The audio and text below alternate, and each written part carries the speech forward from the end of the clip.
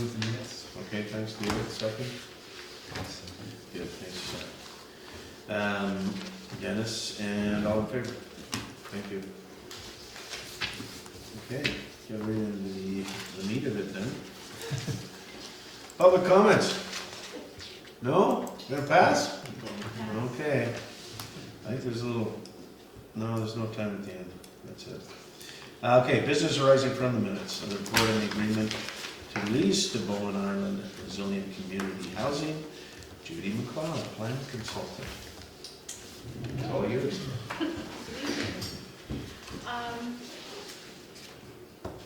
I would defer to you in terms of how you would like to do this. I think this is quite straightforward. We have, you have the report, I think, in front of you, and the map showing the, it's not That's what it's. correct. I was wondering. Sorry, what? Going out of pilot. Something? That's the bus. Okay. It's your stakeholders draft agreement.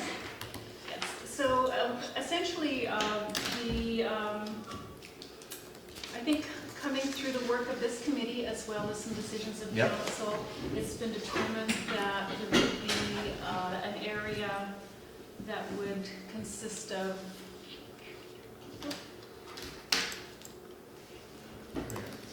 about 0.1 hectare that would be the property that council would ultimately lease to Birch once we have a subdivision on the property. And Okay.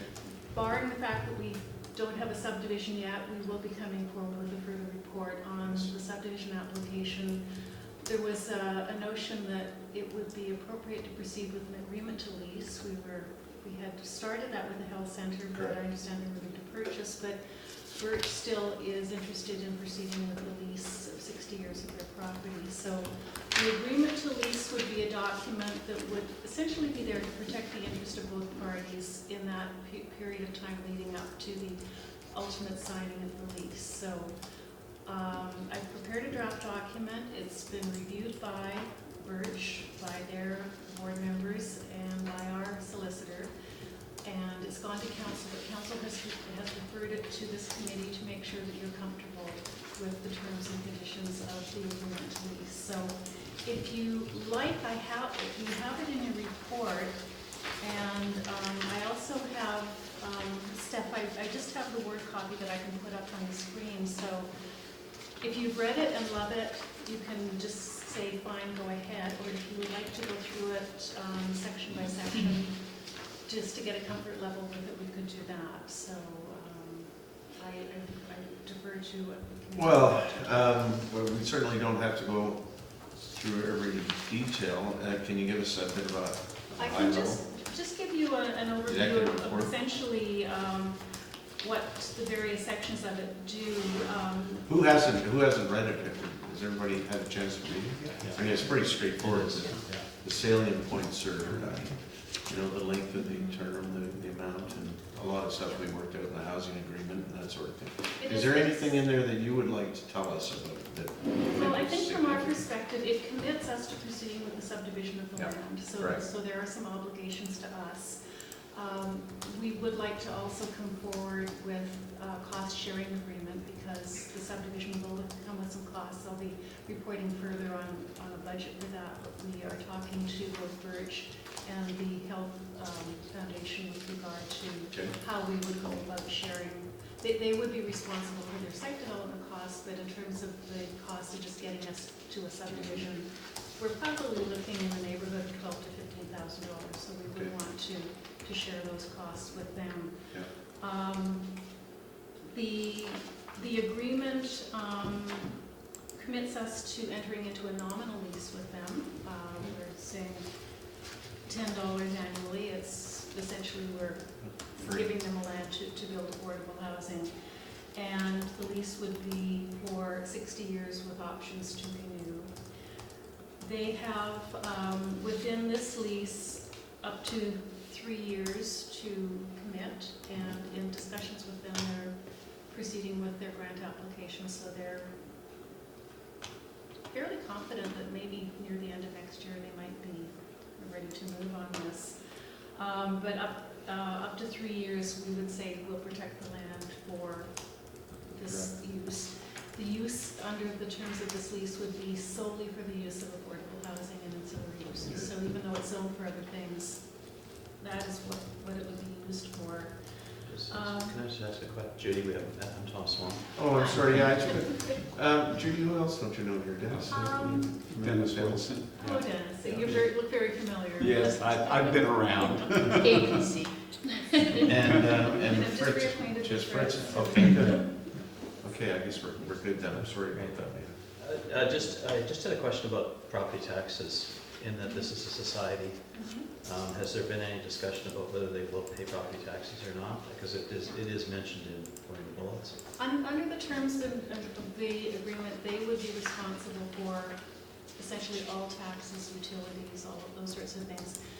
I'm not sure, I think they would have the opportunity, like anyone else, to apply for exemptions to property taxes. Permissive tax exemptions. The permissive tax. I'm not sure whether a residential use is eligible for that. Yeah, I just, that's a point that I think should be clarified, because the fact that this is gonna be a mix of both subsidized housing and Yeah. market housing, the assessment authority will, they'll create a value for this property with its improvements, which would then become taxable. So then it's a question of what does the municipality want to do here? Under the terms of this agreement and the lease, they would be responsible for the payment of property taxes. They'd also be responsible for making sure that the property was maintained. They would be responsible for insurance, furnishings, fittings. I mean, it's their project. They would be responsible for it. And there also are some provisions in there that we would put into the lease that would ensure that it would exempt the municipality from liability and Right. debts on their behalf, so.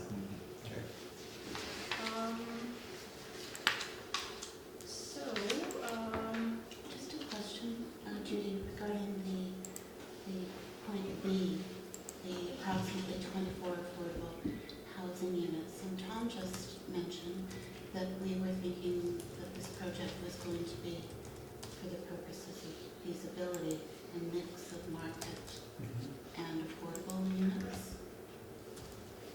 Is that consistent with what's in point B? In the agreement, we've defined affordable. And what that means is the provision of rental housing, including a mix of below market and market rates, developed by a nonprofit society. So it, Which would be then and probably. that definition was worked out with them to Thank you. ensure that they were happy with that. Yeah, I guess that was a question I had, actually. I forgot about that. Under that definition of affordable housing, I'm just not clear why market rate housing would be included in that definition. I think that the model is that you need some below market, some market, just to make it work financially as a project. But I guess what I'm suggesting is, I wonder if would there be any value in creating a new definition in addition to affordable housing that talks about what market rates are, because that's not defined. Well, I think that what we will be doing, and what is contained in this agreement to lease, is that before they come forward, they will need to enter into a housing agreement Oh, yeah. with us. So I think through the ultimate lease and through the housing agreement, those things will all be banged out, and that will come back to this committee, I'm sure, and to council certainly for discussion. So I think those can all be worked out. And Yeah, that's good. this is quite preliminary at this point. Yes.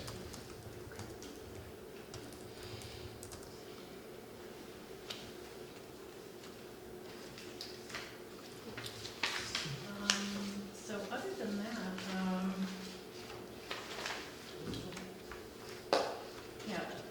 as we were saying, Birch would be responsible for all of the utilities and so on. There's also provision that if Birch as a society ceased to exist or to provide services, the assets would be transferred to another nonprofit society, or barring that, that the land would be returned to the municipality with the improvements on it. And just other little fail-safes that the lawyers looked at. Yeah. So in that situation, it either has to go to another nonprofit or back to the municipality. Who makes the decision on how that works? It's covered in part by the Societies Act, Okay. in terms of when the society fails or ceases to exist. There are provisions in the Societies Act, and the first option is that another society with the same objectives would Yeah, hopefully take step it in. over. That would be sought out to carry on the, and if for some reason that's Failing just that. impossible, then Comes back to the the notion we would take the municipality. land back and then have the improvements. And what happens if there's a building on that land? I guess that would become ours. Yeah. Yeah, okay. Well, it becomes, does the municipality then have any say which society might take it over, since it was our land, basically? Yeah, I think at that time that there certainly, should that happen, I mean, hopefully that doesn't happen, but I'm sure that there would be the opportunity for the municipality to have some involvement in that discussion. Yeah, I found like 60 years for $10 per year, pretty good deal. Yeah. But then how do you monitor that the land is used appropriately? Like for instance, 60 years is a long time, which is an assumption that affordable housing is still needed. But I wonder, should it be something like every 5 or 10 years? The municipality review. monitors that the land is used appropriately? You know what I mean? Like, it's just, like, what kind of control is in place? I think I've seen those sorts of provisions in housing agreements, so that we can write those in to say Yeah. even annually that they need to file an annual report with us. Oh, okay. That certain proportions of units would be at certain market levels. I suggest maybe we capture that by a resolution, just, Yeah, absolutely. sorry, I didn't mean to interrupt. No, there was one more thing that I was found a bit vague, like regarding the parking, because that has, in my mind, it has to be a serious exercise to make sure that, because like if the parking isn't on their land, it's on municipal land, which means that it's much more difficult to use that land quickly for something else, because it's parking land, right? And the parking Yeah. is, so then you either have, it's almost like it's a moving target, but at a certain point you just get stuck. So the idea that I really think parking has to be, it cannot be a convenience to give less parking, but it has to be true need for it.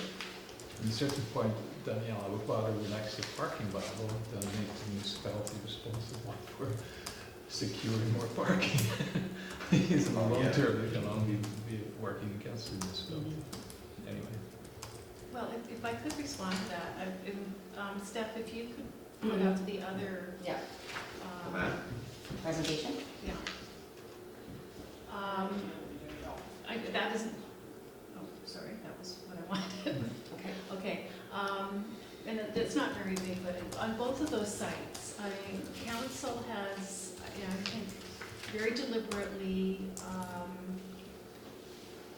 tried to minimize the amount of land that would be actually dedicated or sold to or leased to these two entities. And in going into it and in meeting with them, it's very clear from both of them that while they would make their best efforts to put as much parking on the site as they can, the building programs for both of them are going to mean that they will have a substantial shortfall. So it looks like with Birch, of the 24 units, the architect is able to fit maybe 8 to 10 units, 8 On the to 10 property? parking spaces on the property. Well, that's, So I think their objective is to come forward to council for development variance permit for some of those, and perhaps have a parking standard that would be similar to the one that the municipality has on its own property across the street, that is, I think, 0.5 spaces per unit. But they would still need to provide some on the adjacent, the gray property to the south. And As we get into the nits and grits of the subdivision, I think that we will have to come forward with some easements and some parking on that property that would be, I mean, there's no provision right now for visitor parking at all No. with that. So, I mean, we're going into it knowing that with the land they have and the program they have, there's going to be a shortfall. Similar to the health center, which I will say, as a planner who has dealt with health facilities before, and I'm sure other people around the table have, I have a little bit of concern about that because I just know that healthcare facilities tend to generate a substantial need for parking because you've got the professionals, the doctor's not going to want to take his bike to, probably. Maybe. But you also have, people at appointments, people waiting for appointments. So, I mean, you do tend to have a fairly substantial parking demand. So it's going to be interesting to see how we're able to. Integrate those in there. But I would say these were the constraints that were put in place for these two organizations. And I think we need to go into this, putting some pressure on that they have to work within the lots they were given. The Health Center Foundation, in terms of the space they want to build, they indicated in our last meeting that they would be short as well. So I think what council will have to determine is, or in this committee, do we allow that big a building program, or do we make some provision on the municipal property for shared spaces? So those are things we're going to have to look at. Yeah. Actually, I think that there's a reasonably good match of the health center, which provides services during the day, and then Birch, which people would be parking at night if they use their cars. And a lot of them will just own a car and take transit and stuff. Or visitor parking would more likely be in. But I think that we could, in fact, by sharing a certain lot, we could get away with fewer spaces, total spaces, that way. Well, with the healthcare center, we also mentioned that maybe they could build 1.5 stories, or maybe even 2 stories, and have space left on site for parking, and then that same space they can use in the future for expanding, and then the parking would maybe be under it. But I still find that if that's the only way to do a health center and you can't fit in the parking, you just kind of spread out over the municipal land. Well, I think they are 10 stories. Maureen? Is there any merit in pulling in the parking cash and lieu option here, where if the two organizations, they're given a reduced parking requirement of this 0.5, and they're able to meet some, not all of that they would be required to make up the difference through the cash and lieu program that we used for the distillery. It doesn't solve the problem of where the heck the parking would be, but it might be a motivator for them to work harder to try to get all or most of the parking requirements met on the lands allocated. That's a good point. Tom? I agree with that, Maureen.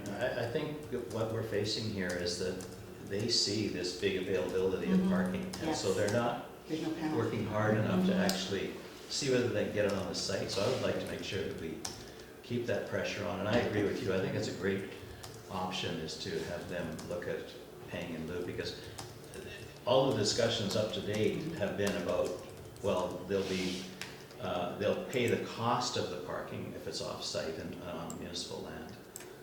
But that's been pretty general about what that really means. So I think this is a bit a firmer position from us, but I think it's the right way to go. And if I may say, Judy, from a staff perspective, we need to push that as well. Well, I think that there's two components of that potentially. If the municipality is going to build it, then we would need a financial contribution from them, certainly, to an agreement with them to contribute to the cost of building. And that's what was discussed early days. Or potentially they're the ones that build it. And actually construct it and we can use it as shared parking. So I think those resolutions would still. I think what we don't want is using valuable land in Lot 3 to spread the parking. Yes, I agree. Yeah, there was some talk about, doing the right up through here, and some parking Yeah, there. and they are To certainly. Dennis's point would be, Yeah. time-wise, it would work out probably pretty well, but I think And there's they are exploring that, they've got some preliminary steps. I don't like the word expectation, because that's really doesn't, it's kind of fluffy. Maybe we could make that a little bit stronger. I think we have to emphasize that we would, unless barring any unforeseen circumstances, we'd like to have their parking, their designated parking on the property. And I think this is obviously an adopted resolution. Yes, Um, yeah. But Yes. I think there needs to be a recommendation from the Mayor's Standing Committee. And there may already be one about parking, but, I feel like that may have been the wording I of think the so. mayor's Okay. committee that got just adopted by council. but I certainly agree with the Mayor that the word It's a bit weak. fluffy. Doesn't have much teeth. Yeah. So we are actually going a little bit outside, which, I mean, is a good discussion, but Yeah. in terms of the actual agreement to lease, for the purposes of this agreement, they do need to provide parking or come to some agreement on it before Okay, this. but you're saying that that's not part of this, this agreement? Um, It is? It is in Look on page terms of. 14 and 66. 5.1E. So they will be responsible under 500 for the construction and maintenance of parking for the affordable housing, will endeavor to provide as much of the parking required by the bylaws possible on the lands, which is their site. And should it be insufficient, they will make suitable arrangements with the municipality to construct and maintain parking on the municipal property and/or will apply for variance from the provisions of the bylaws. So they kind of have to make it work one way or another, so. I'd rather use more easy language in here. If you have other language, then. This doesn't motivate them No. to maintain the parking within their properties. Like, I'm happy about a variance to reduce the parking. But then, so the two mechanisms would be variance to reduce the parking or payment in lieu. Such, whatever agreement we have that as it's a policy, Yeah, right? yes, correct. Yeah, I think that probably should be signaled early, because that's not been the nature of the discussion up to this point. The parking payment, Yeah. that has not come up at all. So I think in the long run, like if if you're in the future, I can see that there one day maybe an underground municipal parking facility. If you go to any little beautiful town in Europe, that's what you find, Yeah. So that you walk into the little town, but Or in Whistler.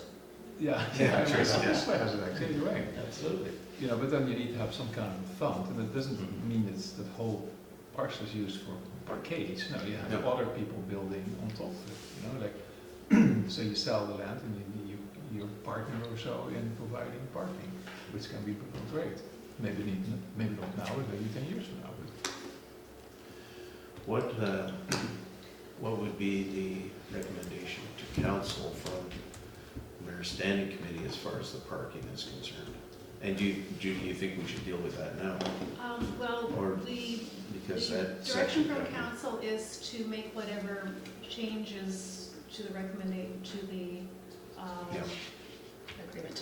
agreement to lease that you see fit, and those would go forward to council, so. So that could include adjusting the language within this proposal. Yeah, Yeah. exactly. So I have to, regarding section 5.1D of the agreement, that if Birch is unable to fulfill the required number of parking spaces on their land allocation, that they're required to pay cash in lieu per blah, blah, blah policy. No? It's in the land use bylaw. It's where Land use it's actually I mean, what is the cash in lieu It's- amount per space? $20,000. So, I mean, you're bearing in mind that these are nonprofit. that. I understand that, but I also understand that these are relatively small sites for what they're trying to do on them, and it is, I think both of them will be coming forward with trying to fit as much as they can on, and/or certainly coming forward with development variance permits for their parking supply. The other component of this is that we do have, Birch will not have frontage on Miller Road, so we're going to have an access in here, which Correct. can come up here, and based on where the access is likely to be located, there is probably room for a row of parking along this area, through here at least. So, unless we want to shift the access a bit further, so.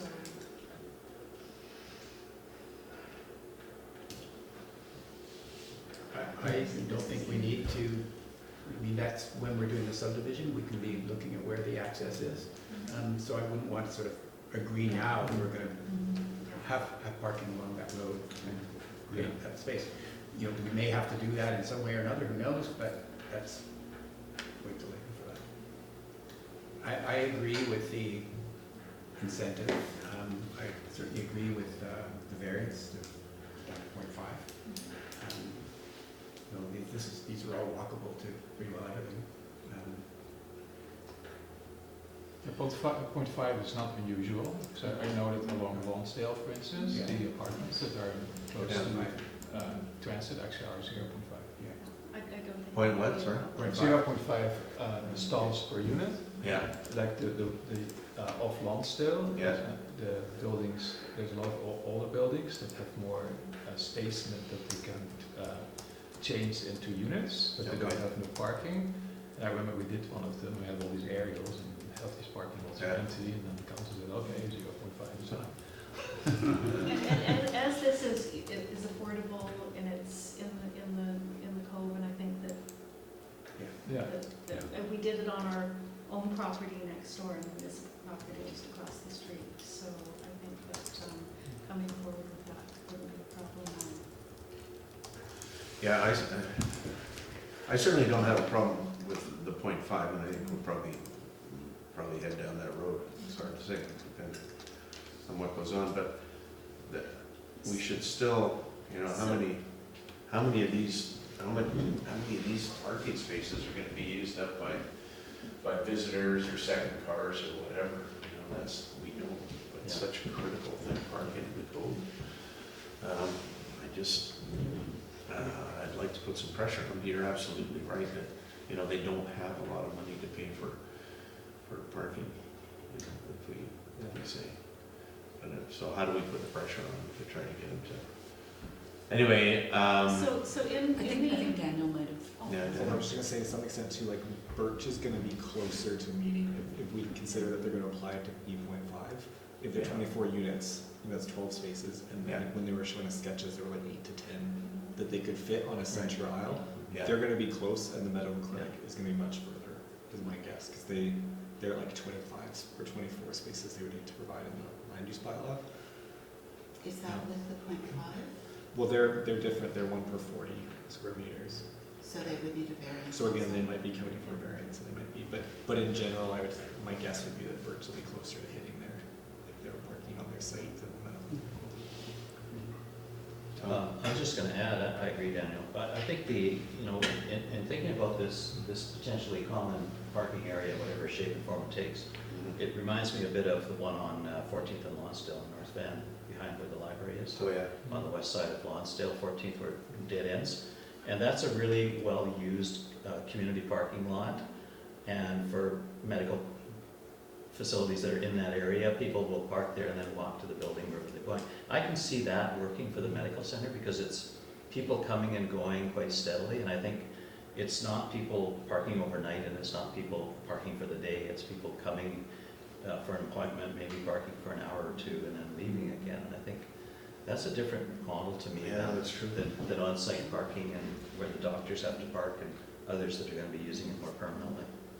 Yeah, well, those spaces would have to be designated and Yeah. and time limited, that sort of thing. Yeah, I agree. Usable, Yeah. You're right in terms of it's like medical clinic staff, and then residents is like permanent parking are the ones where people expect, like, you know, you want the medical Yeah. clinic staff, they're gonna be there all day. That's right. And they're gonna want the same spot, and same way that's your unit and your parking space, you want it, versus if it became a portion that's like 3-hour parking and a portion that's maybe commuter parking still. Right. And it's like, you can come to the medical clinic, or you could come to Snug Cove and park there to go Right. to the ready or something, and it's. And I think that's what would conflict with maybe Birch's use of that, because their use would be quite different in terms how people would use those for parking. So there's quite a Yeah, it's distinction. definitely a different parking Yeah, requirement, isn't absolutely. it? Yeah. And the times are a little bit different, but I didn't think about that the medical clinic conceivably would just be short-term parking, in and out, in and out, in and out. And nothing overnight typically. No, and well, I don't think so, no. Morning. Can I ask, in that clause, it says to construct and maintain parking on other municipal property. Does it have to be municipal property? I would suggest that be removed. Yeah, just take out municipal. 'Cause- Yeah, that's good.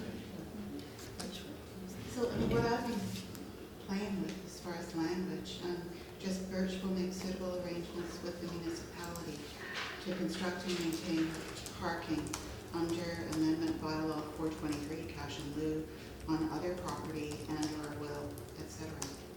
And leave it at that. Sure. So I think certain cash in lieu bylaw is put in there as an option, but there could be other options as well. Yeah, like, Potentially, but Because I it's, don't through this one, I actually pin them down necessarily to I that one. understand. Because I think we really still need to see the It's plans. good to include those as an option. Yeah, I mean, it's really hard to have this Yeah. conversation Yeah. without seeing the plans. Yeah. Yeah. but the bottom line is just to incentivize Yes. them Yes. as much as they can, Yeah. because the default of spilling over Yeah. onto the rest of lot 3 is not a good one. No, and it's an easy way, Yeah. yeah. I Yeah. think we're all in agreement. Yeah. That's great. So So- could we do, so would maintain parking on other property and or, you had some great You wording. could do there. that. And I just added in and or provide cash in lieu under amendment bylaw number 423, and I think that's right, but double check, and or will apply for. Okay, yeah, I think it's okay. subtle. Did you get that set? No. Can I see your notes? Or, where did you read? Mine, mine are kind of rough. It's not gonna help. Judy's not, she's got the right ones. And it, just except for the bylaw number 423, 423. Okay. but double check. It is. It is.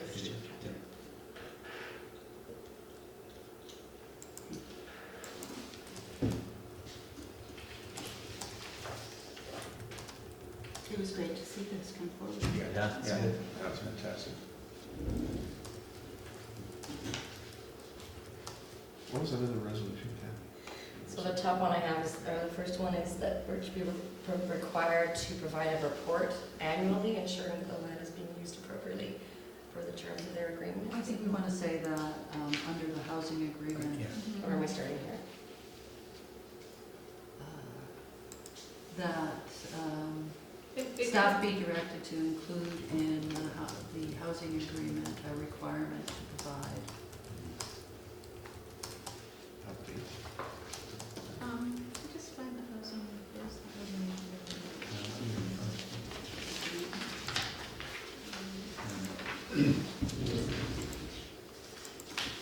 Okay, so it is under conditions, so I think 4.2, the lease will be conditional upon a signed housing agreement between Birch and the municipality. So we could include that, say containing provision for annual Yeah. reporting.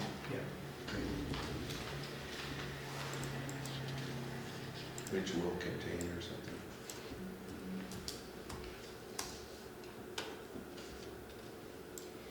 Well, there's gonna be a lot of stuff in that housing agreement, so I'm not sure that we need to be specific about that particular item. Yeah.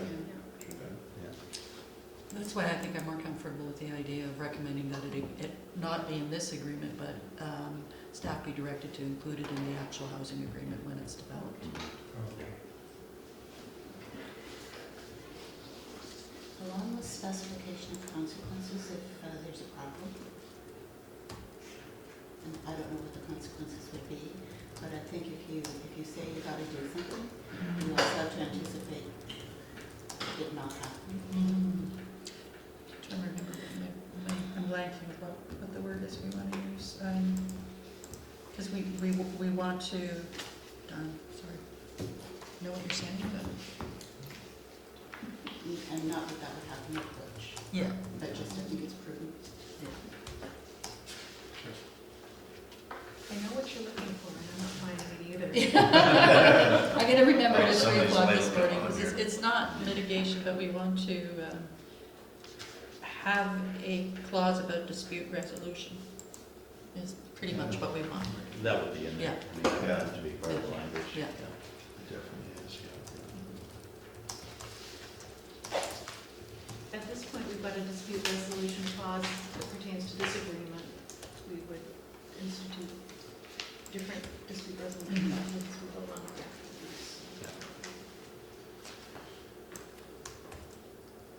So really, the only two issues we have with this, well, so far, are the parking to a certain extent. And I think it's important that they understand that we're very serious about the parking. And they have to do the best they can to make it work. And the other resolution on the updates and that sort of thing, where they're at. Yeah. Kathy, do you think that we've, I think so. That's, so the recommendations, I have a question. Yeah. And that is the procedure to review their site plans when they finally get it designed.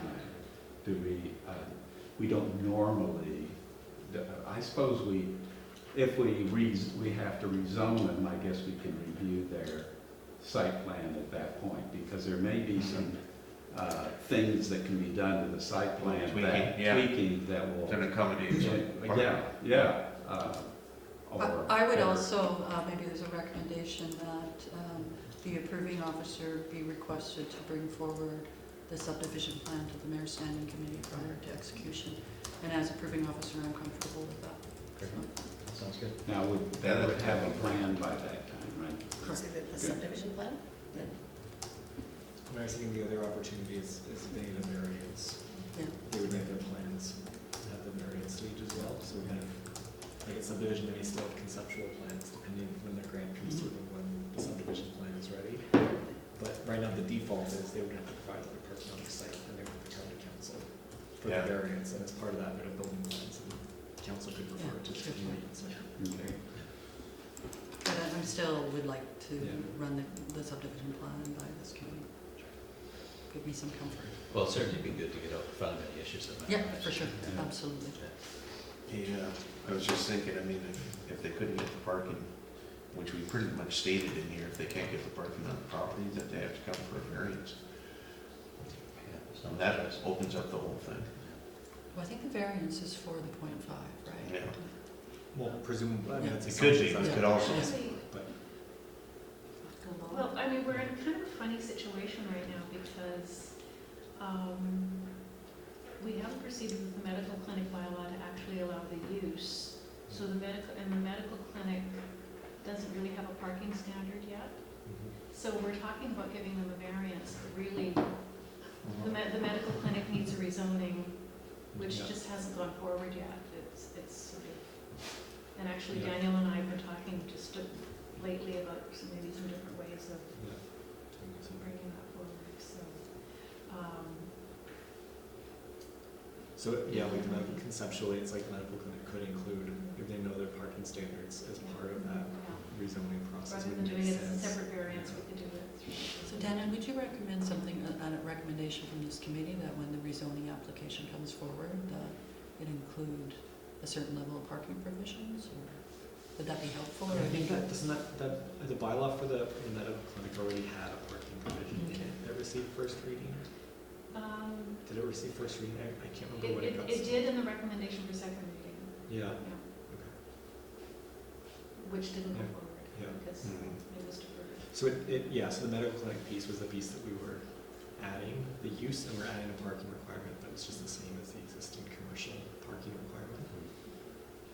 No, from the meeting about the medical center, the main reason why it was 1 story is that they didn't want an elevator, right? You remember that? But if you put pressure on the buildings to provide parking, you can zone it maybe that it has to be a 2-story building, and then they can get a variance if they can't meet that objective, because then they can put a ton more parking on their site. You know, it's that magic number. If it's 60 feet wide or a little bit more, you can have double loaded parking. That's a good parking area. But if they situate the building, unfortunately, one story footprint, Yeah, kind of randomly on the side, that Take knocks all out the all the parking. parking. So I just think that somehow, because I found that meeting about the medical center, you know, there was already in the sketches that Tim had with them, Tim Roach, right? Actually was 1.5 stories, and there was an elevator, right? And then in that meeting, somehow we were warned that only 1 story would fly with the sponsor. And I thought, well, okay, hold on for a second, because that land should be used well, and used well, they can provide their own parking, and if they can't, I think they would have to prove that the same, like Birch is doing. And then, because like, if you think about the future, it says that we want denser development, yeah. we want to use the land well, and in the city, there's tons of medical buildings that have more than 1 story. So it's just not that it doesn't work, it's more, I sense it's a little bit the same, okay, the land is for free, and even if it's, even at 1 story, I mean, I find it a bit wasteful, to be honest, and if it has to be wasteful, fair enough, but they should go through the same process. Yeah. Do you think so? Did I mean, we- it's just ridiculous. Kind Did we not get, I thought they were 2 stories. I know Dan's working. They committed I to. think they're long, I mean, I am pretty unclear really on how they plan to phase it, but I think ultimately they were looking at about 10,000 square feet on 2 stories. Yeah. And I don't know if how they plan to phase that or. We haven't seen that for sure. No, we haven't seen No. And we haven't seen any detailed drawings at all, but the last conversation we had with them, which was last week, the architect said that they were looking at ultimately about 10,000 square feet. But if the footprint's 5,000, there's plenty of room for parking. Yeah. Yeah, my memory, It because sure takes we were a looking minute at, almost. subdivision stuff, it was like 6,000 and 4,000, or something like that, because it was like a main and then, Yeah. with a slope, and it's like a Yeah. lower level. Well, again, I think we need to wait for the plans. Yeah. But see, that graphic doesn't represent that. No, No, it is no. all very. No, you're not, it's not a prairie piece of property, for sure. Judy, which do you suspect is coming? Is Birch ahead of the game here? Are they gonna come in through this process quite a ways ahead of the medical center, do you see? That is, I mean, if I had my druthers, I'd probably switch them back again, just in terms of, yes, it would be easier probably for Birch to, Birch is, from what they tell us, they're applying for grant applications, and they indicated that they could be coming in as early as late in 2020 with their applications, which would, I think, be substantially ahead of when we could imagine. Okay. Yeah. So I think the incentive that we should think about then is that if Birch is gonna be that much further ahead of the medical center's planning process here, and parking is really the stumbling block in terms of how we're gonna move this thing forward, then they should really be encouraged to put their parking on their own site, and then there isn't an issue, right? We don't have to worry about any of the rest of this. It all becomes site contained. I mean, the issue will be that Birch will have to, if they go first, they will have to construct the access in, they'll Right. have to construct the driveway across Yeah. the frontage of the health Yeah. center. But I think that's beyond okay, I this mean, that's what we'd always visualized. Birch, are they still talking 2-story, or are they talking 3 or 4-story? property. I mean- I think they're talking 4. at least 3, maybe 3.5. Okay, good, good. Yeah, that's great. Look forward to seeing it. All right, any further discussion on this one? I think, we'll get back to council and just say, we're concerned about parking and updates and that sort of thing. And, we're early on in this game for sure, there's no question about that. Well, with the direction that we have, my intent would be to go back with a report to council that would incorporate everything we've heard here and take Yeah. it to council on Perfect. the second weekend. That'd be great. Yeah, thank you. Be ready to be signed. Do you need anything more from us? This is great, thank you. Any other items on this? Did they adopt these recommendations? There's been no vote. There's been a vote, so we need to vote on these recommendations. Okay, so I have Okay, 3. 3 of them, yeah, Ted? go ahead, yeah. So that regarding section 4.2 of the agreement to lease, staff be directed to include in the housing agreement when it is developed, a requirement to provide a report annually to ensure that the land is being used appropriately. Yes. Yeah. Regarding section 5.1D, that the text be adjusted to say, and I'm going to get the notes from Judy. Okay. Yep, yep. And that the approving officer be requested to bring forward the subdivision plan of lot 3 to the committee. Subdivision plan, yeah, for lot 3, yeah, that's good. Okay, and then I don't have anything on a dispute resolution clause. I think that sounds like that's a given, it's a standard clause. Dispute resolution. Dispute resolution. Yeah, so that would be a standard. So, I was just happy to find the word. Is that what you were fighting for? That's what I was fighting for. Very pleased with myself right now. Okay, we can wrap those all in a little bundle, I think, Sure. anyway. Yeah, Somebody those- want to move that? So Okay, moved. Dennis, thank you. Second. Thank you. Al, in favor? I just have one more question. Okay. If you do a subdivision plan, right, then Yeah. roads need to have access before you can subdivide it, is that correct? Yes. So the actual access road is part of the subdivision plan, or is it not? I think- Yeah, Judy Yeah, has I think educated it will pretty enough, be, so. we'll do, because it would be an easement, probably. I don't think that we would dedicate a road across our property. It would just be an easement across a portion of the lot below that would. The easement being fixed, that fixes the location, or is it more like, what do you call it, covenant, that you have to provide it, it doesn't matter where it is? That's a good point. Right. Yeah, we could, Because it fixes it, and that may not really work.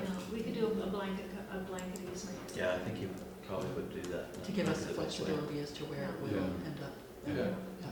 Because essentially they're going to be driving through a parking area to get to their Yeah. facility. Yeah. Where is it? Yeah. Yeah. And the health center should be accessed from the south. Yes. And from that big parking Yeah. area, That's so we don't have an entrance off of Miller. Yeah, I think we Is really that- do want to minimize Well, access points over to Miller. But I'm not Yeah. sure about that, because remember they they wanted to provide facility for the ambulance. Well, And I think that's a that was- special condition. Actually, if we Just did, if they one did the vehicle. ambulance, we could do an easement across the firehouse. Oh, yeah, that's Sure, perfect. yeah, That was a thought of it, that's yeah. actually a great idea. Perfect, Yeah, Yeah. okay, Which could tie into all their parking in there. yeah. So, this is just a question, so at what point in time are we gonna be responsible for doing something here? Mhm. That's Well, kind of what we're bumping up We're gonna against talk here. about that, Wood. I think that Yeah. I'm very happy that Kathy suggested that we bring the subdivision back, because I think Yeah. there's lots to talk about in Yeah. terms of how we go about various, Thinking about the rest of that property. Who does what, Yeah. and how much of what we do, and because it's, there's some degrees of difficulty in this, so I think that it would be Yes. really good to have some discussion about how you want it to proceed, and provide some guidance to the urban officer on how we go about that. Great. Perfect. Yeah. Yeah, I think that's something we can certainly discuss at this level, given some kind of a guidance and a timeline. Yeah, that'd be awesome. All right, well, thank you very much, Judy. This is great. Yeah. Well done. Nice. Okay, we'll move on to 4.2, which is review the community land zoning, and Daniel's put quite the package together for us, thank you very much.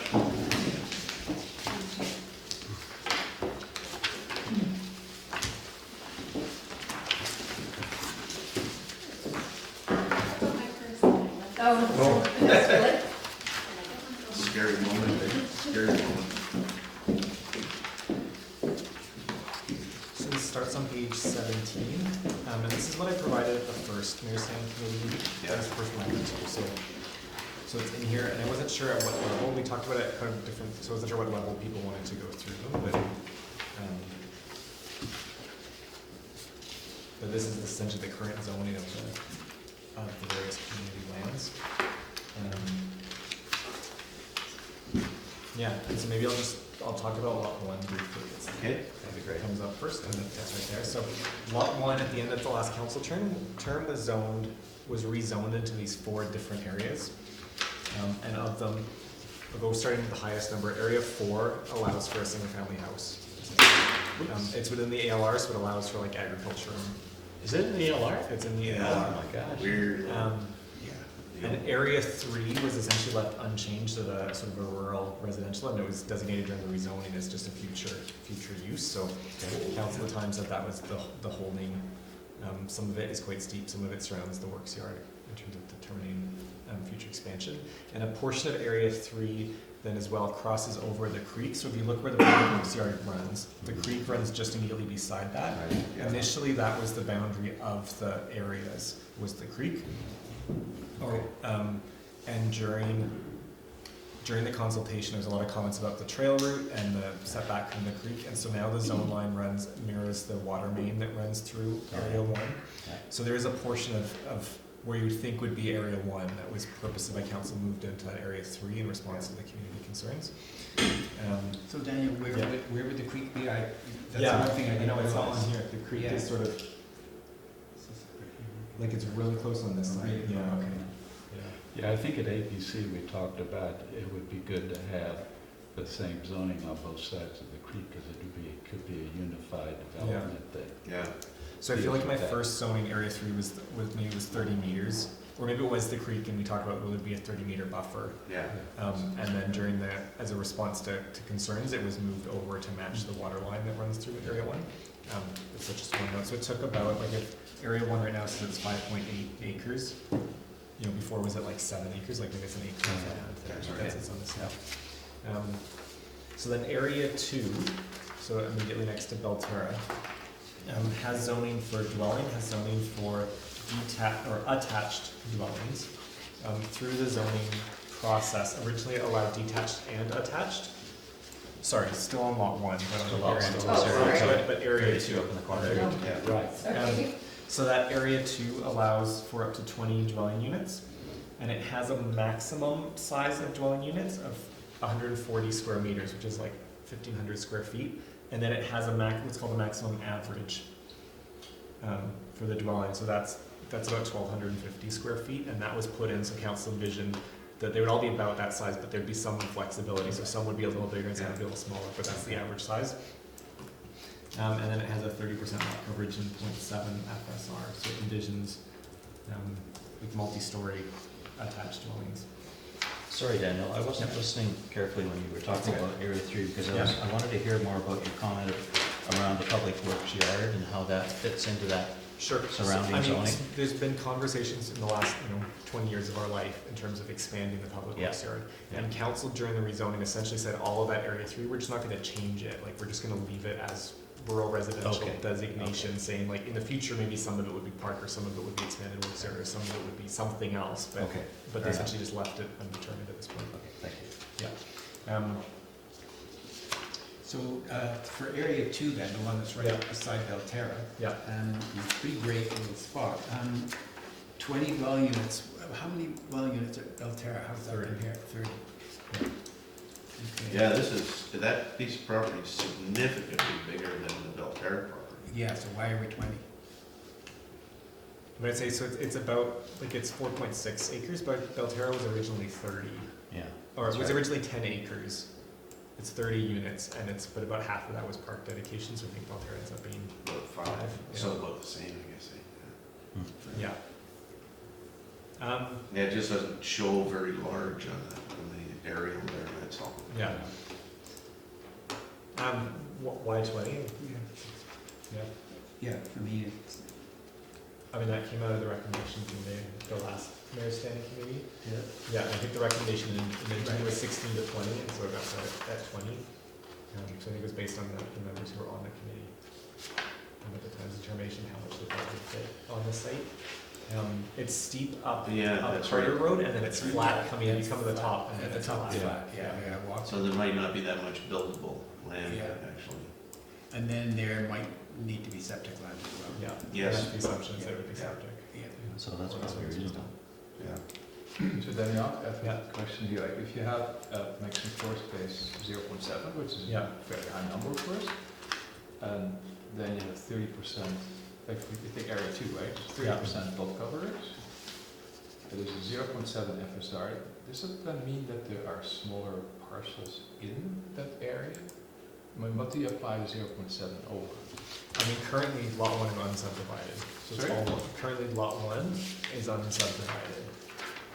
So it's all one, lot 1 is all one property, so right now, something getting built in area 2, we'd apply the FSR to the entire lot 1. Yeah, okay, but Yeah. if you take area 2, and you have an FSR of 0.2, don't they go much higher than what you actually have in the unit count? Like, okay, let me try something here. There's 4.5 acres, right? And an acre is about, let's call it about 40,000 square feet, Yeah. right? So 4 times 4 is 160,000 and more, right? It's almost like it's getting close to 200,000 square feet, I think. And divided by 20, 200,000 square feet. Yeah, that's 200,000 divided, it's 10, it's 10,000 per stacking area per unit. It's a quarter of an acre, right? So does that make sense? Like it kind of makes sense if you go here, if you have 4.6 acres and you have 20 units, then you have 5 units per acre. Right.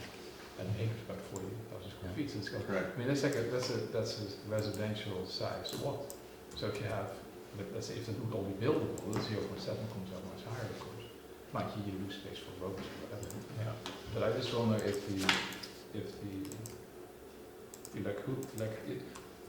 I guess what is it based on, or will you change this later or so? Like if you have more. Yeah, I mean, some of it comes down to like form of development. So at this point, right, it's all this one thing and it's undetermined if it's gonna be, I mean, at the time of the zoning, is it a strata development was partly considered, but then are they all strata lots? Is some of it common property, so not using the FSR? Yeah. So all of that would impact it, and so, I mean, probably the driving factor more is that we have a maximum, the maximum size of each dwelling unit is set. And the Well, maximum yeah, right? you have maximum number of units and you have the maximum size. Yeah. But that number may be really low, actually, I'm not sure, but it takes calculating. But I was wondering, if you have a table like that, how much is the really calculated out? What are the assumptions? Like if you say 50% of the land is not usable, then you're down from 4.6 to 1.3 acres, right? Yeah. And then if you multiply that, then you take your roads off, and then you have land left, and then you say 30% is buildable. Now you have a real number, and then you divide it by whatever, like this, the lot size of each unit, right? Yeah. And then you get a number. So, but like, is that in your mind what's done, or is it more? Is it like how are these numbers decided? I guess, or where do they come Yeah. from? I mean, I would say the driving what driving the number was the direction to have 20 units from the mayor saying community and 20 small units. So the idea was, we'll allow them, but we don't want to see, and so that was feedback even from Belterra through it. We would rather see focus on small attached units going in this site as opposed to larger Yeah, units. Single family. Yeah. I think there was a concept as well that, something along the lines of, and I didn't get expression this way, but pocket neighborhoods, not tiny homes, but bigger homes, and also the kinds of people who might be interested in working with the municipality. So, for example, it could be a very good site for a potential co-op, and a co-op building 20 units seemed to be feasible, and if someone came in and said, no, we could build 30 units, then we would talk about it. But it was a starting point for getting a sense of the potential use there. We didn't want detached homes. We thought, ultimately, we thought that that wasn't a good use of the area. We wanted attached homes. We wanted it relatively small scale so that we weren't going to annoy the neighbors big time. Yeah. And there were a lot of uncertainties around the servicing. Yeah, and the servicing is a big one because they're gonna have to be on septic. And is the concept then that logically one developer would buy the entire thing and develop it out as like one strata development, for example? That was Is the that the way the concept, modeling yeah, was? was that this could be Yeah, okay. subdivided as one lot. and Yeah, be- okay, Yeah, good. developed in one go. Like Maureen said the last time, this was sort of the next one on the hit list if we were gonna be throwing something up there, because the demographic, I guess, or the what do you call it, the type of housing is something that is probably gonna be very attractive to people. Yeah, and the zoning is there to envision different scenarios, so, you know, we're thinking, well, it could be 10 small duplexes, it could be, whatever, 5 fourplexes, it could be something dependent, and that would all change, you know, the footprint, how much of the land is actually developed, or Yeah, sure. all of it Yeah. is in flux. Oh, that sounds fine.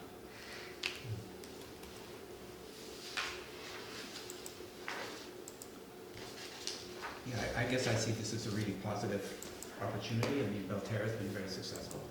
And it's Yeah. right next door. Yeah. It's, you know, the same amount of commuting and walking and so on.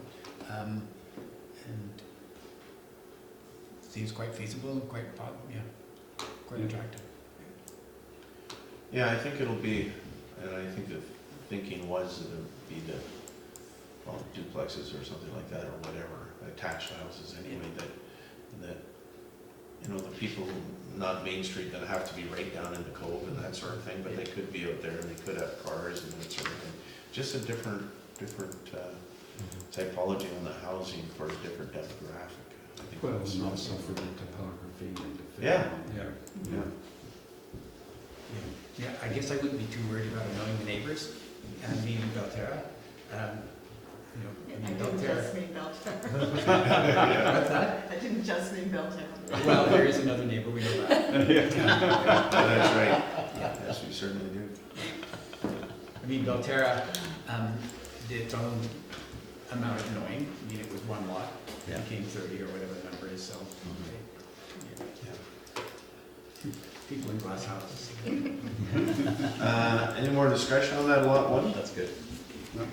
Daniel? I've just then touched area Yeah. 1 is there as well, which allows Of course. a large number of uses.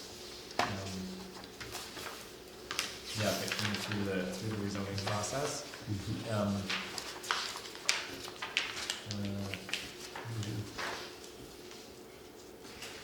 Yeah, I don't have a whole lot more to say to that. I think the last council was having sort of initial discussions on what the development plan for area 1 is, but I wouldn't say anything is settled, so.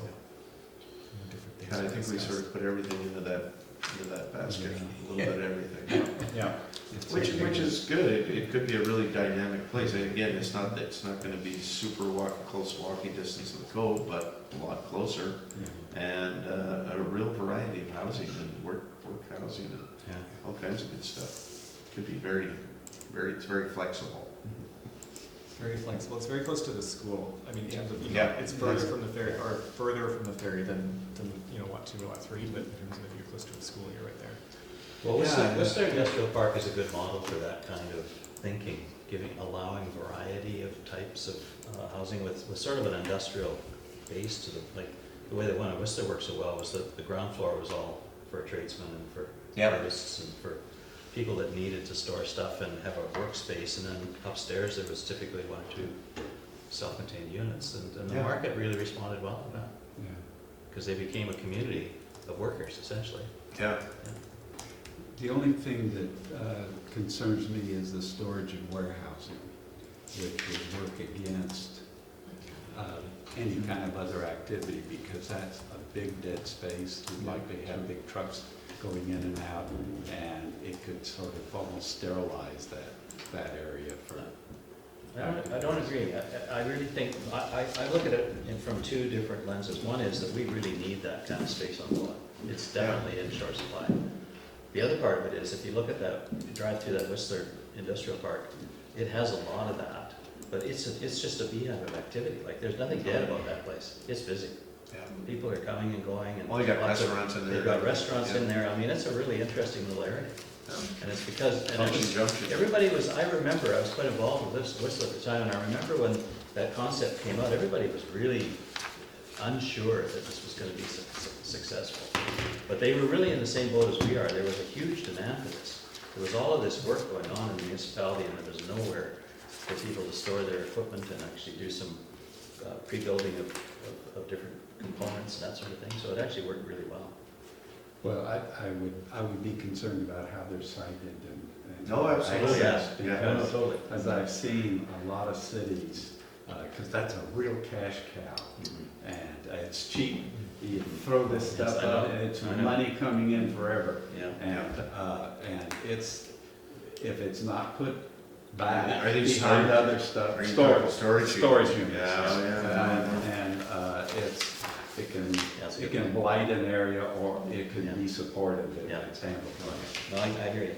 What is the restriction on storage units, or, I mean, could, It's a permitted use. yeah, So, but I think in general, I would say for the Area 1 zoning, the zoning is there to do, like, have many different things. Yeah. And it would take, like, care and development to make it work.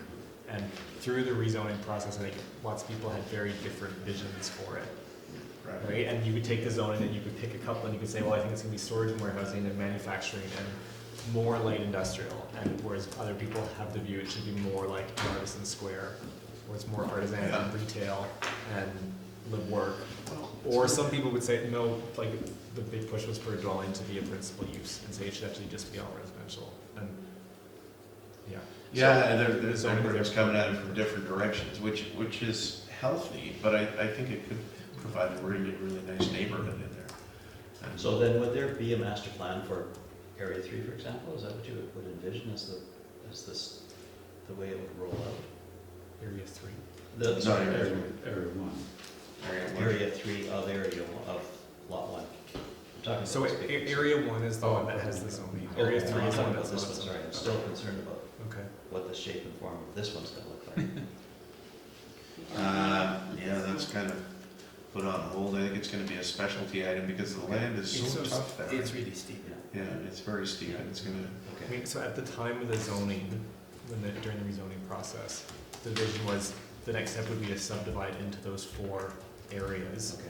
knowing that Area 4 was pictured as Right. where you just sell it as a lot. Area 2 had potential for development. Area 1 would take some thought in terms of how it would be developed. Okay. And through that process, maybe would identify, okay, this is what's missing, or these are the, and then that's what Area 3 is for, is Okay, like got the it. next thought. Okay, that Yeah. makes sense.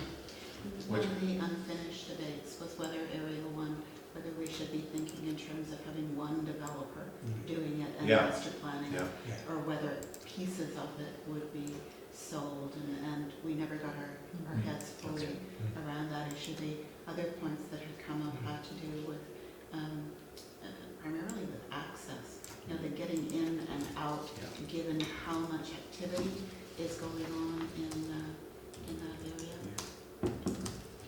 Which I think as a committee, this is one of the things that we're gonna have to deal with maybe in this workshop and that sort of thing, is how do we deal? Let's just say, how do we deal with that area? Do we split it into sections and have an overall plan for it and kind of feed it out? Or do we just let a developer come in and say, hey, you know, this is what I think is needed on Bowen, or this is what the people are telling me is needed on Bowen, and let the developer deal with it. It's interesting. Well, We'll have to do some thinking about it. we have been talking to Birch about that as an Mhm. option, Yeah, the front part of it. yeah. And I think that could happen independently if it's at one end, and then it could be split into 2, and then comprehensive plan and develop the rest. Yeah, and on these lots, of course, infrastructure is gonna be a function too, because it's, you know, we'll get a report back when it gets settled down. Gary, one thing I remember being discussed at the time, and that's Yeah. halfway down on the second page, the maximum floor area of any primary building is 1,000 square meters. That's pretty big. When we certainly had discussions about that, that's huge. But it allows for 3 stories, right? 10,000 That's square what it feet. is. Quite a lot of common 10,000 square feet. warehouses. And it's the size of the medical clinic, for reference. Okay. Yes. Well, I mean, if it's 3 stories, yeah. I mean, it's like kind of 3 houses. like, you know, If it's 3 stories, it's a different matter. I was sort of thinking of it as a 1,000 square foot warehouse. Well, that's what everybody was Or saying. All of a sudden you that. could A have square meter, I mean warehouse or something Yeah. like. 10,000 square foot warehouse, Yeah, which nobody really envisions there. okay. So, how much control do we have over that? If a developer, let's just say a developer did take that piece of property and he said, okay, well, I'm just gonna put a big warehouse on it. I mean, the funny thing I think with that line in the zoning when it would come up is that like our other zones don't have that. But that doesn't mean you can't build that big. It means there's no cap. So the reason it came in was, okay, there should be, you know, so it wouldn't just be, Some kind of like cap. without it, you'd say, well, the whole thing's 5 acres and I can do 0.7 FSR, I can do one giant warehouse. Yeah, that's So the right. fact that it's there is saying, okay, you gotta, but then what's a reasonable thing? So like the medical clinic says, well, we need 10,000 square feet. And if we say, well, 12,000, then you're above Yeah. the limit of the size of it, so. I think because you don't have parcels yet. Yeah. That's Those right. numbers are really hard. I It mean, is. like, okay, I mean, this to me feels very much like it's almost like an outright zoning schedule, while you cannot really have that if you don't have roads and parcels. So Yeah, isn't this much better, well, I'm not sure, okay, but like for comprehensive development or for, you either have to be, I mean, if this is so fixed, then you have to, like, okay, if you're an architect, you have some kind of a parcel, and then you go through these outright numbers, and then you get some conclusions, and then you know what you can do, right? But, like, for instance, it says there's a setback of 3 meters, well, how does that work out? I have just no idea, or 7.5. These are just the default setbacks that you have on Bowen on every residential lot.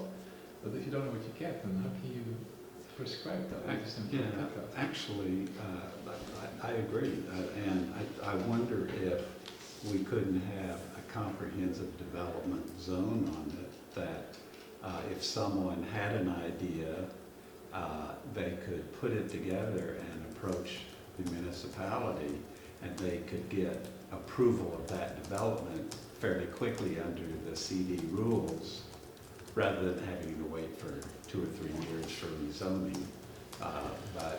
Yeah. The council could approve the plan as meeting the spirit of what that. yeah, and land is I envisioned think for. at that time, all the setbacks and everything else could be established, It could be, and exactly. the zoning and the densities and the different parts of it. And it could fit the land like a glove. Ideally, that would be perfect. But no, this is the existing zoning, right? It is the zoning. Yeah, the zoning's in place, right? Oh, it is in place. Yeah, it can be, Yeah. you know, it can be adjusted. Yeah. I think part of the challenge the last council had was part of the goal was, okay, well, we should subdivide some of the easy bits off. So Yeah. we should subdivide area 2 off, we should subdivide area 4 off. Those are the ones that are like, they're geographically distinct. Like there's roads separating, there's Yeah. trees. Yeah. But the zoning of it at the time was rural residential, which meant you couldn't subdivide pieces off because then the remainder wouldn't meet minimum lot size requirements. So then it goes, okay, you need to put zoning in place in order to create these parcels to subdivide. And as soon as you say, well, we need to put different zoning in place, and you say, okay, what is the zoning gonna be? And then you end up further and further down this hole, and you still don't have a development plan, and really the goal was to parcel it off and say, now we should plan for each of the bits, and we can move forward with bits of them. How does this relate to the subdivision bylaw? Like, we make all kinds of requirements for access, for fire truck access, and put it on, right? Yeah. For gradients of roads and all that, so, of course, if you have a subdivision, it all has to be in place. So is that on the municipality who does that, or, like, you know, I mean, like, if you buy a piece of land, but then, yeah, where's the access, and will it be approved, and it goes on and on. So is it then more that the municipality is proactive, and you put in the roads, and it gives more clarity where these parcels may be? Because I find that this is completely unclear. Like if you go to the parcel 3, the area 2, area 2, right? The parcel. And then you see that road that goes down, right? That's really steep, the last part, right? Yeah. So that is probably not a fire truck access, but somewhere there has to be access. Now, is that then coordinated between these parcels, or like what's the process? Like if you have a developer who said to buy the whole thing, and I do a study on it, and come back with a proposal of how my access works, you know, and the subdivision plan that is engineered by Webster or something like that, then you know all of that work. Yeah. But at the moment, you don't have the form here, so it works. So there's more the question. But you do have the zoning schedule. But you see, but the zoning relates to the subdivision. You know, it's kind of a little bit like, how is it supposed to proceed? I don't mind that the zoning is an amount, you can use it. Like, if you sell a parcel 2, right, then, Yeah. and first of all, of course, everybody wants to know, is it true that it's a septic or it's not septic, whether the number is based on, and then you still have to meet the subdivision bylaw, right, to get approval, right? Yep. So, yeah. Well, I think there's a, you know, I don't know how far the municipality wants to go with this stuff, but I think there's a big temptation to think about offering these up to a developer and let them. Let them do some of the homework. Yeah, they're the visionaries. And, Well, that's right. You know, and I think they've got I don't want to go too experience. far down that development. Yeah, no, I don't know why you would, quite frankly, because I think really this is what the developer's game's all about. you know? But then the zoning, it's almost a bit too early. The zoning, Yeah, if you write your objectives of the council that you want, right, and then the package goes out and then you have some kind of a process that you don't have to spend too much money too quickly, you know what I mean? Like a preliminary submission or so. But we can also, like, whatever you write, can also limit things unnecessarily. But I think there's a very good chance that they'll go for rezoning anyway. Yeah, I would think so. I think that's what's gonna happen. And this So, is kind I don't of know whether this is a kind of really like a worthwhile- starting. It's a probably starting not a worthwhile position. discussion, because if a developer really gets their mind set on something that the municipality agrees makes sense, then it's gonna require rezoning, so that's what's gonna happen. Yeah. Well, I wonder if we can facilitate Well, that's- that a little better. Yeah. Because some developer will look at it and go, oh my God, you know, look at the number of years that some of these developments have taken to get rezoning. Yeah, that's true. And if we just did a CD sort of thing with an intent statement and range of uses or something, simply that simple, that really all they had to do is come in and get a plan approved, then that would be an incentive to them to do that, as opposed to. Well, I think that's sort of what how we were trying to set up that, you know, the first one there. But of course, the municipality owning the land, Yes. you don't have to sell it to them. No. They don't have to pay you for the No, and we land also have the until they get it improved. Well, Yeah. the development plan. And we have the right? flexibility And of changing things Well, around.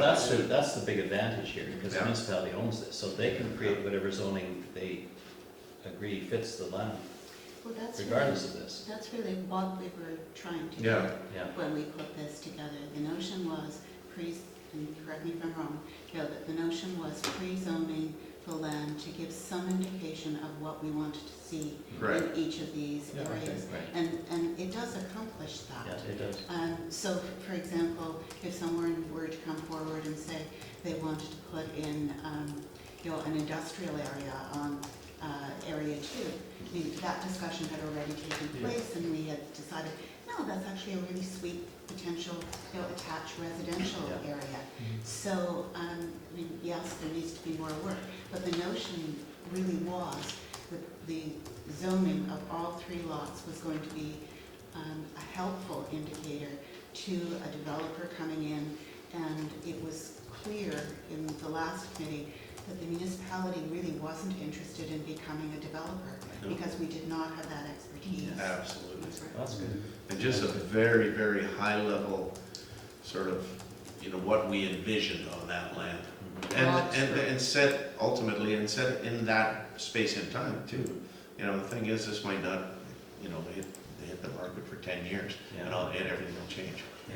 So it's kind of hard, but you gotta start somewhere. I mean, you can't second guess I agree. everybody. And I think anybody knowing that, you know, because the municipality owns this land, knowing that the potential of the zoning change is Yes. very real, Yeah, I don't think it's gonna be a deterrent. no, absolutely not. Well, and also that they won't have to come up with upfront money to acquire land and then take it through then the be process. paying interest on that for 3 years, You're gonna, you know, and I think that's the beauty of it. Makes it pretty Yeah, attractive. It makes it attractive. that's a big factor, Yeah. especially with Bowen's history. Yeah. Um, Okay, Okay, Daniel, let's get back to just kind of a quick, high-level overview. Try not to get into the weeds on that. That's good though. But it was good, that was a good discussion, thank you. Okay, so then I go on to lot 2. Yeah, okay. Might or might not be faster. So maybe the simple one, so lot 2 as well is lot 2 is partly in a CD zone and partly remains park zoning. So on the area 1 is zoned for residential, that's the lot that's up for sale. Area 3 is zoned for the community center. The remainder at the top is still zoned park. So where it says Bowen Bike Park is right now in that whole area, so roughly the line from Bowen Court going down. It still has the park zoning, and then it's the area 2, that 2.89 acres, has residential zoning on it. So it has zoning for up to 3,000 square meters of townhouse and attached dwelling units. There's no unit cap on it. I think that's-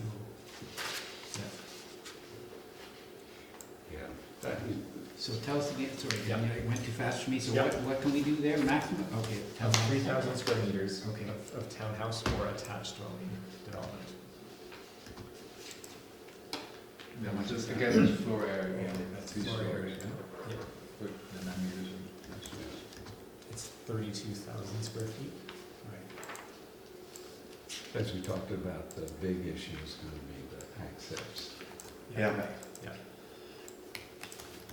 Yeah, which we, Access and to some extent, community center expansion. Yes. Desire. Yes. Right. thank you for that. Yes.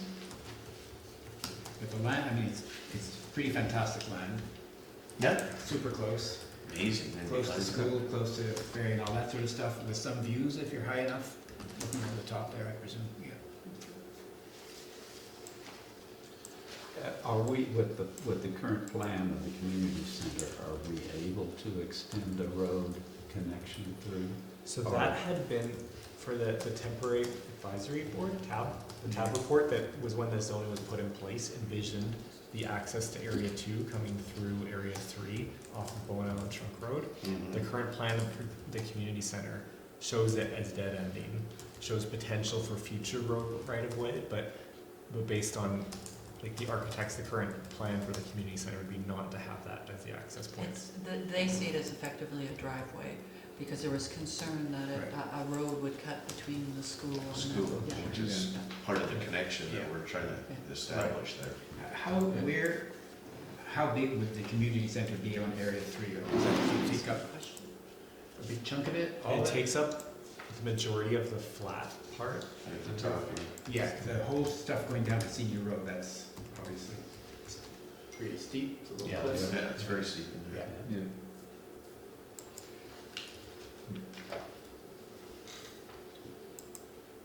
But, you know. I wonder if we shouldn't be sort of rethinking the bigger picture, because if we put a bunch of residential units up here, what we're doing is overloading the Miller Road, Trunk Road intersection, and We go out that. forcing all those people to go out this way and around and go through that intersection to, make left turns and do things like that. And if we had the option for people going west to come out and down there to Bowen Trunk, go west, or come down and go toward the Cove, it also I would think, make a great deal of sense for fire protection and emergency access and all that. Dennis, do you mind describing what you're saying because it's a laser pointer? Oh, Okay. We're talking about a lot of residential in here and in there. Oh! Great, thanks. Okay. Talking about all the residential that would be in here, be quite a few number of units. And I'm suggesting that we're at this point, we're thinking maybe this is going to be the easiest access point to service these areas. It may not, it may be up there, but anyway, if we have access through the community center to Bowen Trunk, and we have access here to Miller Road, that avoids people having to come out to Miller Road, down through this intersection, go either way. I think there's the issue of the traffic and the impact on surrounding intersections. Also, fire protection and emergency service having, oops. There we go. Having the ability to, for anybody in here, if there's a road blockage or fire or anything, there's a second exit and an exit. And Dennis, is that, I can't remember, we spoke once about an old septic field from the school that wouldn't be necessary anymore. Isn't that like Yeah, you can more see it in the generous? picture there. Over there, yeah. Is it, if that's abandoned, then that's pretty. then that could When be, you that walk, could it's provide pretty- another opportunity. Fingers are too big. No, That was that discussed. comes. That though, that takes a lot of traffic down. There's very little traffic, I think, that would go further out Gardner Road, but it would come down by the school and sort of load up that intersection unnecessarily. And I think that was looked at one point in the past, because it's a logical access there, because going through the community centers, I think a non-starter for the community center steering committee from Yeah. what we've been discussing. But I believe that's Metro Vancouver land right there, so it would be going through up to Right, some sort of agreement with Metro The snake Vancouver. field? Well, Beside it, so where, So we're, Yeah, okay. we're not concerned about traffic going here, right next to the school, but we're concerned about traffic That's that right. might come in through there. I'm just concerned about the logistics of trying to work, work with Metro Vancouver to either get an easement or a purchase of a piece of land, Yeah. but. Do you know where the border is? Is the school is sitting? The border, if you continue the straight line of the black of the, Yeah, Oh, that's that's right right. next to the soccer. No, field. sorry, No, the other by the side, bike the other path. side, if you Where go the down. bike park is? Where the trees are on that. Yeah. Down here. that's essentially the Go property straight line down goes here. straight down. Yeah. So, I mean, I think it would be a hard sell for the school for us to say, we don't want this driveway going in front of the community center, so could we put it across the school land instead? The logic's almost tasty, but. Has there been any discussion at all about using this? Yep. That's been considered, Senior road? I mean, Yeah. student Yeah. and essentially Like come up at improving the that to a angle. higher standard and.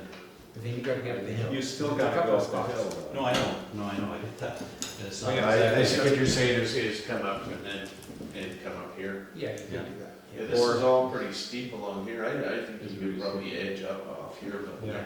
It's, we're starting to get pretty close to this major intersection right there. Right now, it's not much of. If everybody wants to live in the cove, then Yeah. they're gonna have problems. Yeah. They're gonna have traffic lights and a whole bunch of other stuff. That's where the way it's gonna be. Well, I think we can, if we're smart enough, we can look ahead and try and avoid some of that. Can I make a suggestion, two suggestions? One is, possibly our interim director of engineering take a look at that access on the other side of the Snow Cove House lot Yeah, the and, thin one. and see what perspective he has. I agree. Yeah. And then depending on what he has to say, he may have a different take on it, or he might say this isn't working. I think we should revisit a conversation that we started and didn't have enough detail on, conversation with Metro Vancouver about a bit of land potentially on the other side of that little piece behind Snod's Cove House, or on access over the, oh, no, I get to screw this up. Stop center. So I'm heading it over There we here. go. So somewhere in here, over Metro Land, and somewhere up here Because it's less steep. for Metro Land. Yeah, it actually falls off, it'd Yeah. be quite easy. And the conversation that we had when Gary and I met with a number of Metro staff, one of the points that Ravi Sheena, who's in charge of Parks and Housing, made when we briefly brought up land, was that if we could make a strong argument that there would be significant community benefit, that would be something that they would listen to. And I think, given that we've kind of got, landlocked, Yeah. residential, really good residential development possible here, I think that Ravi would be responsive and provide us advice on how we might move forward with that. It might take a very long time. We might find some other alternatives, but when we, a while back when we spoke with, it wasn't with Ravi, it was with his predecessor, we didn't have the information about just how much of this land we might need.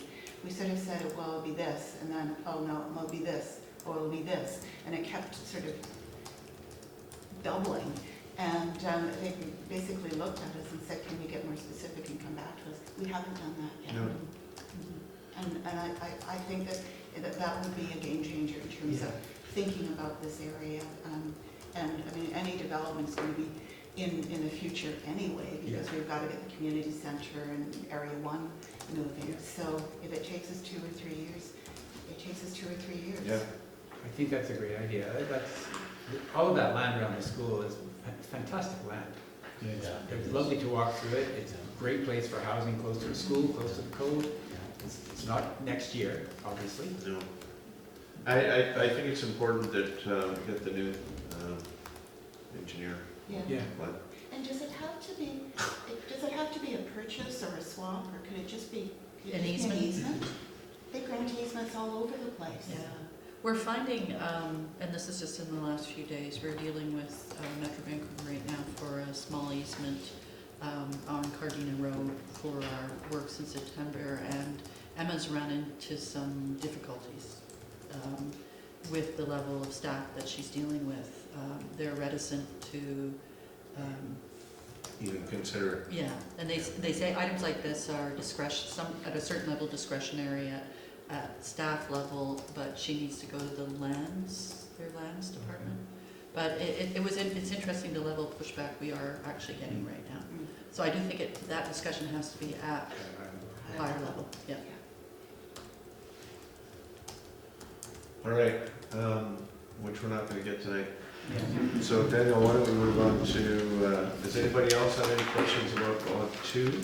Otherwise we'll move on to Lot 3. One of the things might be worthwhile, and our interim director of engineering is a principal with Urban Systems, and he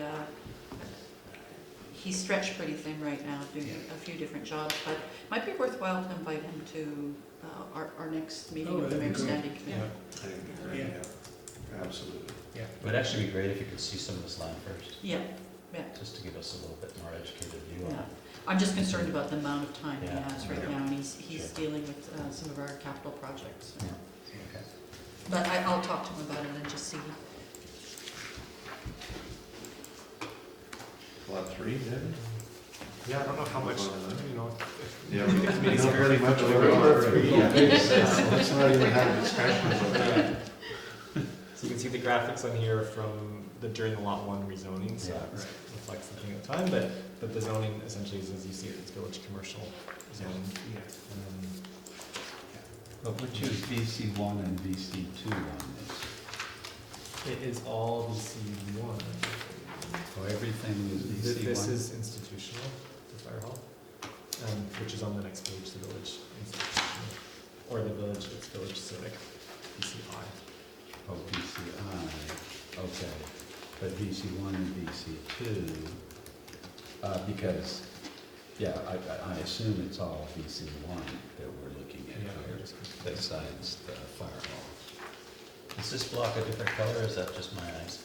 This one. It was colored different to show it's a different lot. Just because It's a it's- different yeah, lot, okay. but they're all zoned at BC1. Okay. Yeah, okay.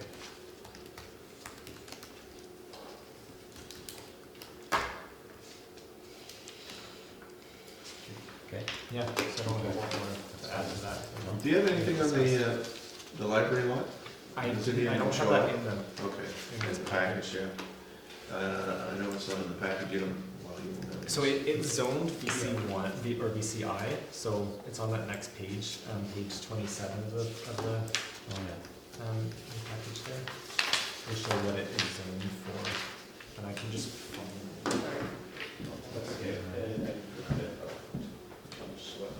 It's on the, well, it's on that one over there too.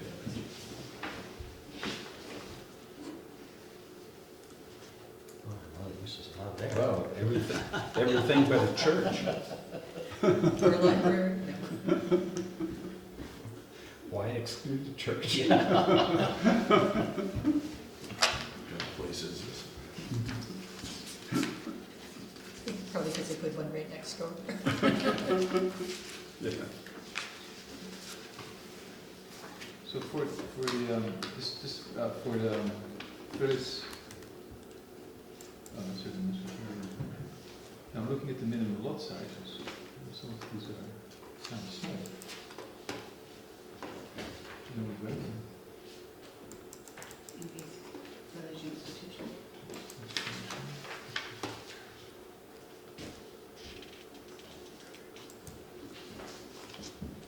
Oh, you're doing that one there, yeah, So okay. Perfect. Pre-co comments. Yeah, that's enough, yeah.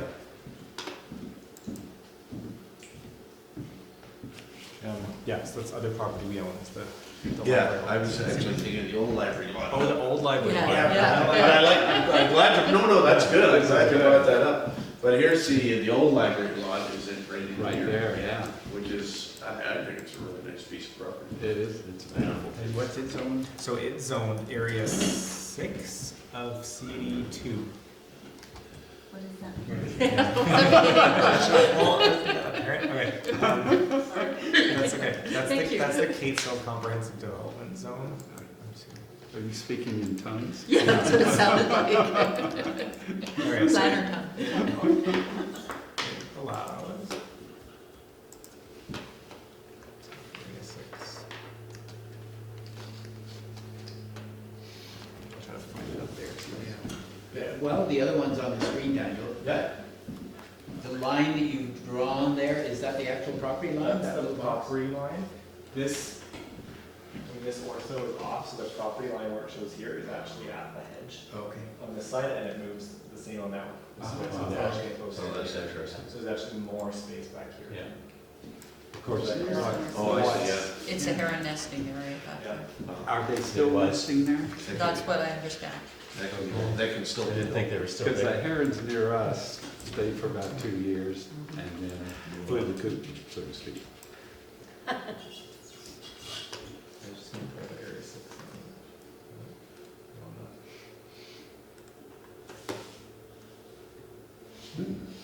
No, You can't reach that page.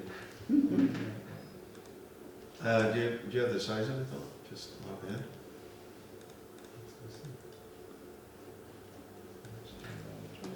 Oh, there you go, there you go. There.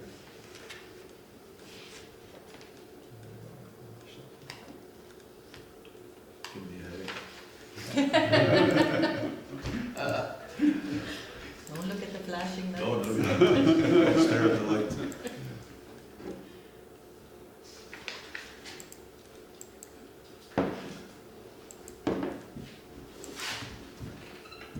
So how did this become known as the old library now?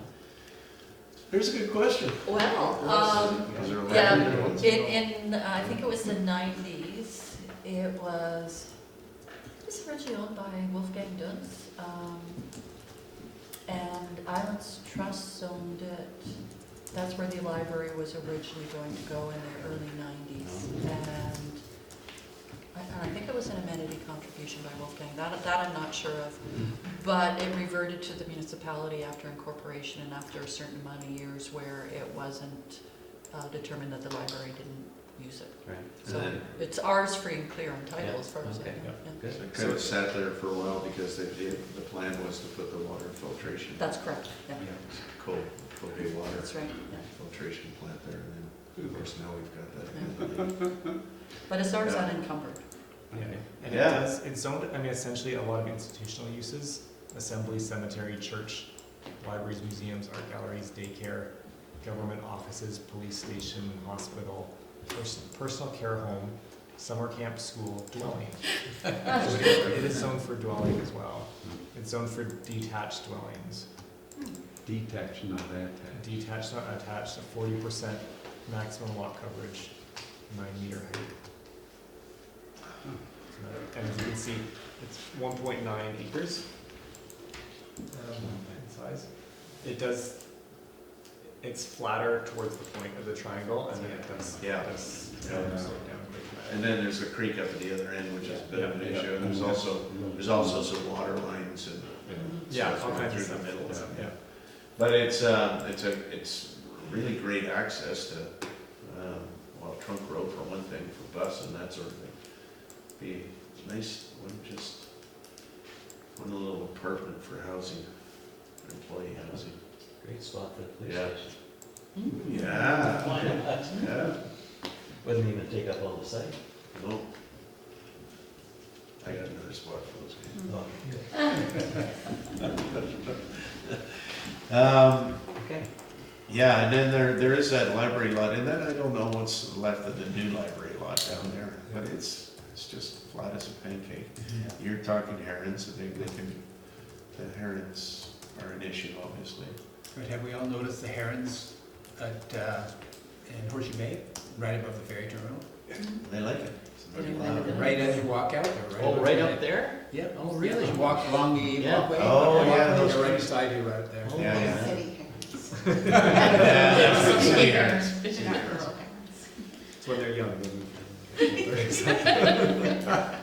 But those trees are, down in this area we were talking about, Yeah, those trees are pretty much done, like they've. oh yeah, there. They've reached their climax, and so they're Yeah. dying, so they're not gonna be herons there for long. Well, All right. we were gonna add more parking associated with the arts and library in there. And is that sort of abandoned because of I don't think so. the herons, or can we get in there during the winter months and add some parking? Parking is a big issue. Yeah, I know, I mean, there certainly will be pushback for doing something like that. We have a heron nesting policy. There was we received a biologist report during Jack Adelar's council for best practices in mitigation for using that area. So it is possible, Yeah. and that report I can certainly pull out. It is just, that's why I'm sitting here feeling slightly uncomfortable. There's political sensitivities, of course. We know Yeah. that. Yeah, but there, it is possible, for sure. But if you don't really need to clear out the trees, you could actually park between them. Oh, you don't have to clear out the trees. Yeah. Yeah, and that was actually part of the, there was minimizing light, not to disturb at night with the headlights. There was, yeah, I can find the report and certainly circulate it. We do have 6 or 8 months where the herons are not in residence. Yeah, that's right, yeah. So it's slow to put some parking in there.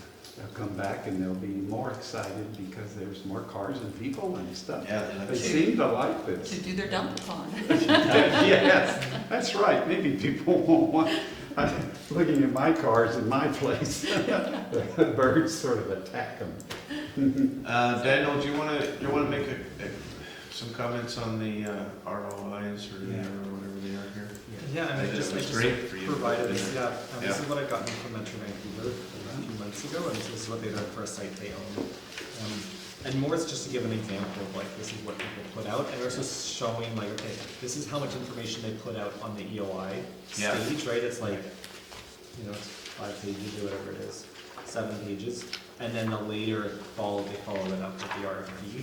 So they do, one is like high level, are you interested? Yeah. And then we're gonna follow up, okay, we've seen the people there, we evaluated, and we're gonna do something much more detailed in the second stage of asking for things. Yeah, so I didn't know a whole lot to add other than that, just as an example. So do we have the information we need for an EOI? On CAR. Area Area two, two, Area 2 lot 1? What's up?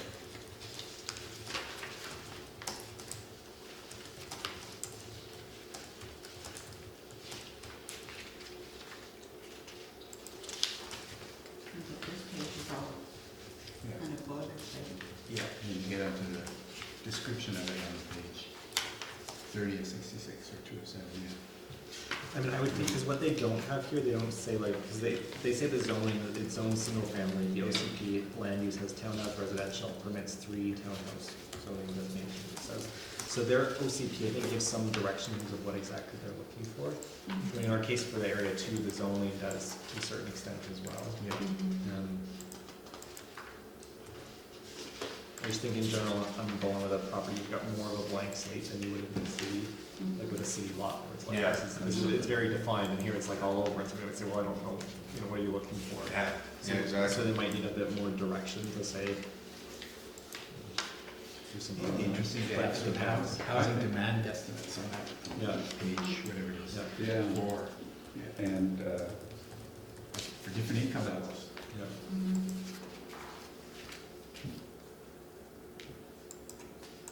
The Metro, does the Metro Vancouver Housing Book have that level of data for Bowen to recall? I mean, they've taken, so at the top is like BC Housing Wait List.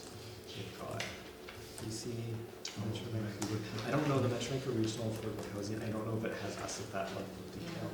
I would not think so. But yeah, I mean, you can see what they're looking for. They're not looking for any sort of detailed, on the project itself. They're not saying like, you know, how exactly you're gonna build it. They're saying, okay, show us that you can demonstrate you will be able to do something.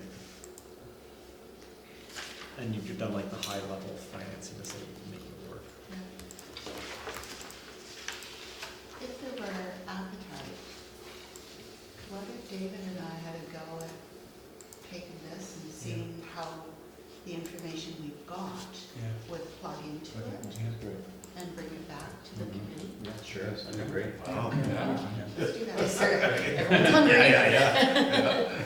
When we've met with Metro Vancouver Housing too, like that's who I got this from, and they've always said they would be open to provide support and help and sort of share their resources as well. Great. Great. No, we Well, can't sounds go good. That'd be again great, to that'd be the Great, spot. yeah. No, what was, Who are you talking to at Housing? I'll find that. Okay, that's. what is our absorption rate for units on Bowen?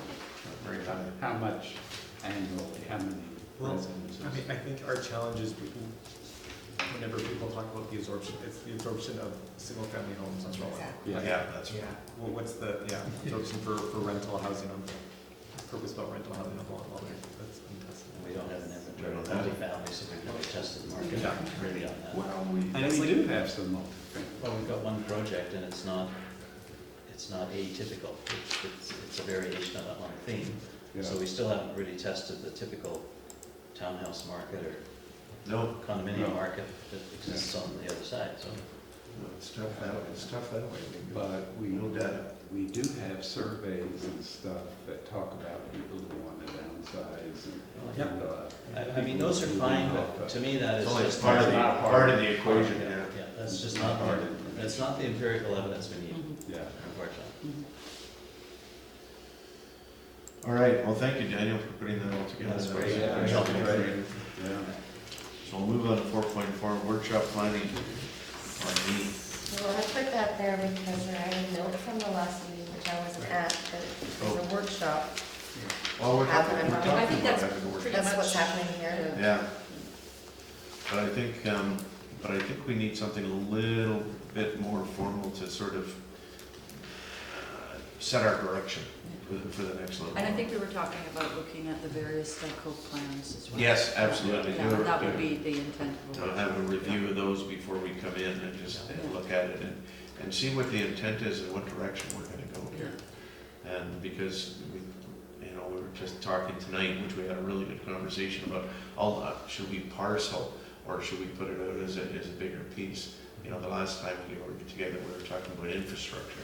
And I think that's another thing that we, at some point in time, we have to talk about whether we actually service these lots we're gonna sell, and is there any, you know, I mean, nothing has to happen overnight because the absorption rate is so small, but we have to get some rental housing on the market, there's no question about that.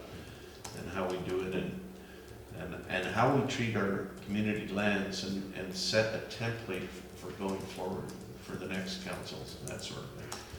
You know, and if we can do that, you know, I think it'd be really worthwhile. The other thing we should be doing, I was thinking, is we should do a site inspection. I don't know, is everybody really familiar with all these lands? I think Dennis, you probably been because of the APC. Yeah. You probably had a real good walk over. Fritz, you probably, yeah. So, you know, maybe that's not a big requirement. I mean, it's not a bad idea, Well, to see the land we're talking about, you know, even if it's down to get that, what is it, lot one or whatever it is at the end of area one of lot one. yeah. Is that what it is? That little piece up at the end, just have a look at it and say, hey, yeah, that's about all it's good for. Yeah. You know, because it's the way the topography is and that sort of thing, gives you a better idea. So, what's everybody think about that? What kind of a direction do you think we should go? If we have a workshop or just another conversation like we had tonight? But I think at some point in time, we gotta stop talking, we gotta start getting stuff on paper. Yeah. And, you know, trying to get this thing wrapped up, because I'd like to see in about 6 months, we have something fairly good that we can just take to council and say, hey, here's the way we think you should deal with community lands. That would be my thought. I think that's the reason we're here. Plus the ongoing issues that are coming up on the community lands are also there to monitor all of those too. One thing that may be useful too is take the Snugco master plan and kind of identify where it actually is not what you want, or it seems to be in the way that the current thinking is. Well, that's true. A review of it, yeah. Yeah, because like you can, but it's a fairly ambitious plan. Well, I went through our Snugco plan in 2005. Yeah. And, you know, I remember it at the time. And then I went through this. And, you know, this has got a lot of fantastic things in it. And the 2005 plan is just, you know, it's quite old. And a lot of the thinking has changed. And, you know, there's height limits and, you know, density limits that really aren't appropriate for a lot of the things that we're talking about. Whereas there are interesting ideas in here about, you know, how, if you're gonna use 4 stories, step it back, so you've got the 2-story at the front, and the idea of fingers in the park and so on. There's a lot of interesting ideas in here, I think, that are worth thinking about. And so and I don't know how much we use. I guess we're still obliged to use the 2005 Snugco plan, because that's the only Snugco plan that we have. Right. Well, Look at Daniel's face here. Yeah, or do we just ignore it? I mean, it's like, I think it's referenced in the OCP, but it says like the policies are incorporated into the OCP or something like that, which I would take to mean those are the policies that were incorporated and have strength, right? And if they weren't, then it's the OCP process that, okay, we're incorporating these plans into those. So you're saying the OCP is sufficient and the Snugco master plan is not? Like, I mean, it's gonna be. I mean, do we have I mean, we have this Snugco master plan that was was received by council. And that was all. Right, and that's all. So in terms of the ideas are there, but in terms of like it's like binding force on council isn't there. The OCP is the binding force on council, and the zoning is the force on the properties itself, right? That's what. And you're correct about the 2005 plan, because if I remember correctly, what happened is we had it as a standalone bylaw, I think, at one point. And then it was during the 2010 review, aspects of it were incorporated into the OCP itself. I mean, I'll double check, but that's what I think. Talking about this one, It seems like the big thing that's going to impact the community lands is the issue of ferry lineups and stuff. And have we really resolve that? Do we have, or are we just sort of saying, the way we're doing it is gonna be okay forever, and we don't need It's to not gonna be do okay anything forever. else? I mean, right now, Yeah. it looks like we're taking up all of the stacked storage, you know, to fill up the ferry. Are you gonna make me uncomfortable again? First herons and I'm then not, Lease? I know. I'm parking in the park. I'm just trying to say that, that the various plans had different concepts of how to provide for the stacking and access. Yeah, One we're, of the things that might be useful, and I don't think it's come up in this committee before, in the Housing Advisory Committee, there's been a lot of discussion. Well, one of the things we were tasked with was identifying barriers to housing diversity on Bowen Island. And Fritz has been doing a very close review of the land use bylaw and looking at the OCP. Daniel's been doing the same. There's been a lot of discussion within the committee. So our plan was that by October, we would have some sort of, I'm remembering this correctly, by October, we would have a report coming back to council, identifying what those items were. And it could also, I think, really inform some of the discussion here, because ideally the outcome would be that there would be some recommended changes to the OCP and to the land use bylaw. Good. Well, actually, and in the APC subcommittee on conservation development, we're working on that same sort of time frame to come up with recommended policies and stuff, which could be reflected in any amendments to the OCP. That's perfect timing for Yeah. strategic planning. I think that goes back to what was talked a couple meetings ago. I think at this meeting is a joint meeting of some of these committees, because there's a lot of moving parts. a lot of overlap too, Yeah. yeah. And I think it's good for us to review and think about different tools to accommodate and achieve what we want to do, whether it's density in the cove, like maybe look at rezonings in different areas and that sort of thing, height restrictions, if that's what we want to focus on. But it's just good to have that conversation. You know, which there isn't a lot of overlap, because then you get into the SNP plan and the OCP and all this other stuff. So those are just things that we have to consider. So going forward, I guess we should set a date for another meeting, and I think that should be more of a planning structure. I'd like to see that if anybody.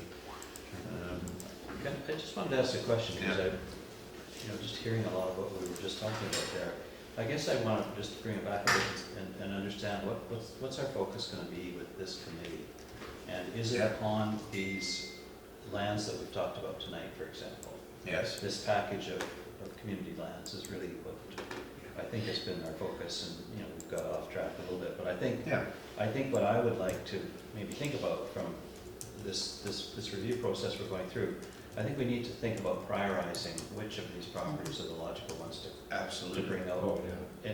And maybe test the market with, because we know just what we learned tonight from Daniel, that's been really helpful going through this, because I can see with this lot 1, for example, there's some really easy takers here. Yeah. That doesn't take a lot of effort on our part to consider taking them to the market. But when we get into lot 2, like, there's some real complexities. Yes, This absolutely. we're not ready to really come up with a design plan for this yet. And so I think we should just state that and just say, listen, there's too many things that need to be determined here before we can really put some constructive effort into what's this really gonna look like. To me, I think there's far more information required from outside sources to feed us. Yeah, I agree. Before we can really come to terms with that. And then I think we're pretty much on our way with lot 3. It's just a question of, after we get these two, the Birch and the Medical Center, placed on that site, is there any rush to get into the rest of it, or do we want to just do the same thing there? Like, if somebody comes forward, sure, we can entertain proposals if they come to us, but I'm not sure whether it's worth us putting a bunch of effort into that without, again, kind of understanding which ones we're going to bring to the market first. Yeah, no, I agree with you 100%. And then, as far as lot 3 is concerned, at some point in time, when we're sort of working on it, whether it's the Bend Alley property on the corner of the gas station, or the RCMP, if this becomes available, that's going to be a long time hold, but I think we could look at it for, you know, well, we're not gonna be looking at it, but say 10 or 15 years in the future. One of the census is gonna come up and that'll determine whether, how we proceed forward with the RCMP anyway, as soon as we hit that 5,000 mark. And that could be the turning point for that piece of property in some reflection. So that's gonna be a long term, and maybe we should leave all the rest of that property until we actually can plan a full scale. I'd actually be really, because this has been a big part of our discussion on lot 3, is what, all of these what ifs, what's gonna happen if Yeah. the owner of this piece on the corner that Mike presented on at our Yep. last meeting, if that piece then becomes available as part of the structure of this and the RCMP property, then all of a sudden we're talking about comprehensive planning for something quite different than Quite we've formal. got Yes. right now. Yeah. And I think these are really important pieces to that Yeah. final outcome. I can't see how we can think about that property without considering the implications of those ones. Yes. Paul never picked it, if you take Miller's Road there, right? I mean, all these small houses along Right. are all Yeah. serviced. Yeah. And Yeah. there actually there is instant potential there. There is. So if you would zone it all, whatever, duplex or Multifamily. triplex or Yeah. four-story And there's house. been rumors to that effect for a long, long time. It's actually This in is the, not a it's new actually in conversation. the, it's actually in the. It's in the- Oh, is it in the OCP? Yeah. Okay. But it's easy to do, because Yeah. like, if you think, well, we waited with parcel 3, but it's the only parcel that is kind of ready to be surfaced. Yeah.